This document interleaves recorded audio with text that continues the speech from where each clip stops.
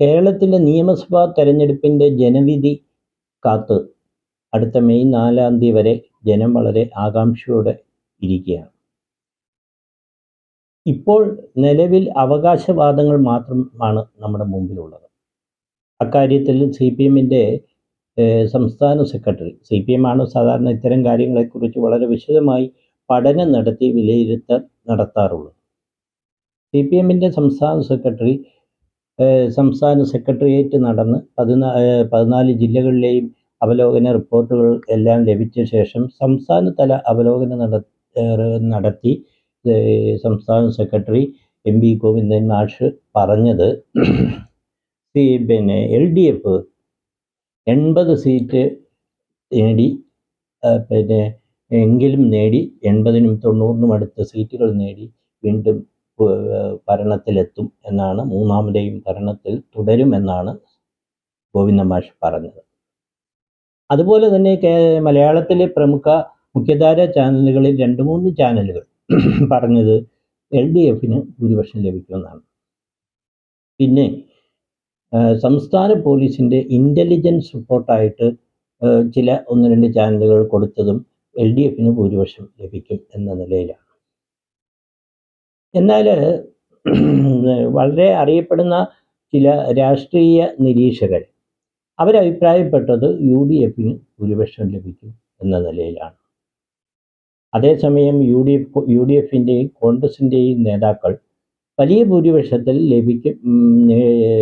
ഭരണത്തിൽ തിരിച്ചു വരുമെന്ന് ആത്മവിശ്വാസം പ്രകടിപ്പിക്കുകയുണ്ടായി.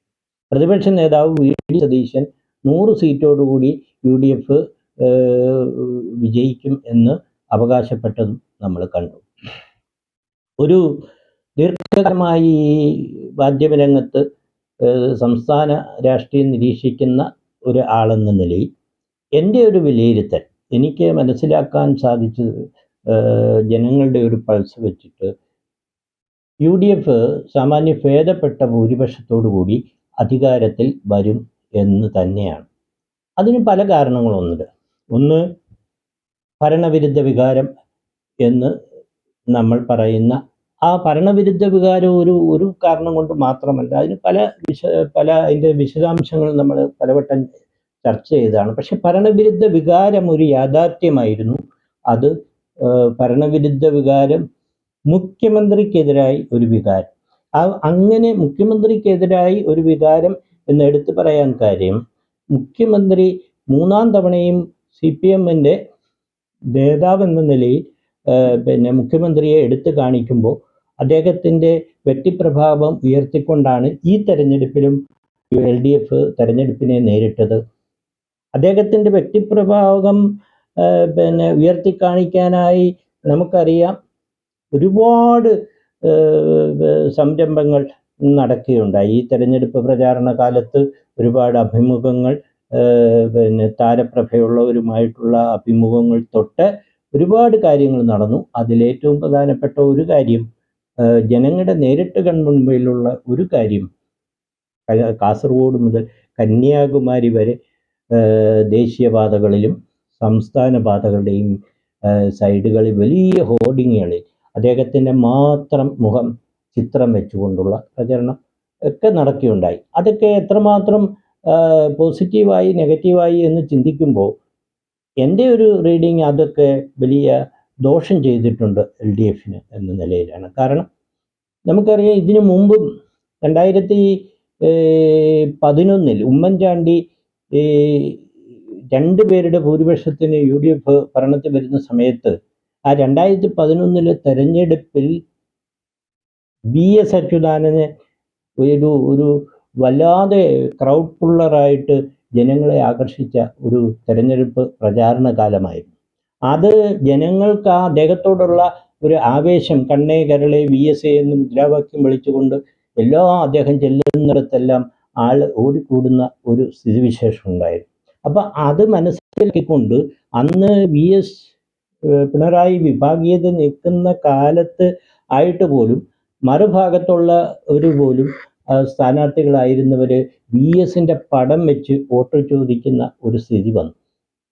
പോസ്റ്ററുകളിലും മറ്റും അദ്ദേഹത്തിൻ്റെ പടം കൂട്ടിച്ചേർക്കുന്നത്, അത് പിന്നീട് 2016 അത് നമ്മൾ കണ്ടതാണ്. പക്ഷേ 2016 തെരഞ്ഞെടുപ്പിന്റെ സമയത്ത് അന്ന് പാർട്ടി സെക്രട്ടറി ആയിരുന്ന പിണറായി വിജയനോട് ഇതേക്കുറിച്ച് ചോദിക്കുമ്പോൾ അദ്ദേഹം ക്ഷുഭിതനായിട്ട് പറഞ്ഞത് അതൊന്നും ശരിയല്ല, ഇതൊന്നും പാർട്ടി രീതിയല്ല എന്നാണ് അദ്ദേഹം പറഞ്ഞത്.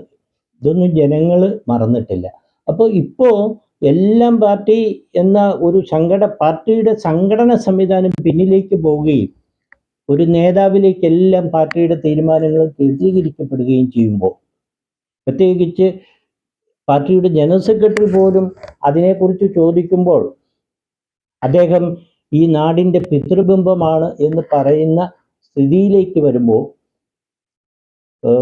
അതിനോടൊക്കെ വിയോജിപ്പുള്ള അതൊരു പാർട്ടി രീതിയല്ല എന്ന് ചിന്തിക്കുന്ന ഒരുപാട് ഇടതുപക്ഷ മനസ്സുള്ളവർ, ഒരുപാട് പാർട്ടി അനുഭാവികൾ. പിന്നെ ഈ കഴിഞ്ഞ 5 വർഷം എടുത്ത് നോക്കിയാൽ സർക്കാരിൻ്റെ പല കാര്യങ്ങളും അത് ഒരു വലതുപക്ഷ ലൈൻ, പാർട്ടിയുടെ ഒരു വലതുപക്ഷ സമീപനത്തിലേക്ക് ഇടതുപക്ഷ ലൈനിൽ നിന്ന് വലതുപക്ഷ നയവ്യതിയാനം സംഭവിച്ചിരിക്കുന്നു എന്ന് കാണുന്ന ഇടതുപക്ഷ മനസ്സുള്ളവരുണ്ട്.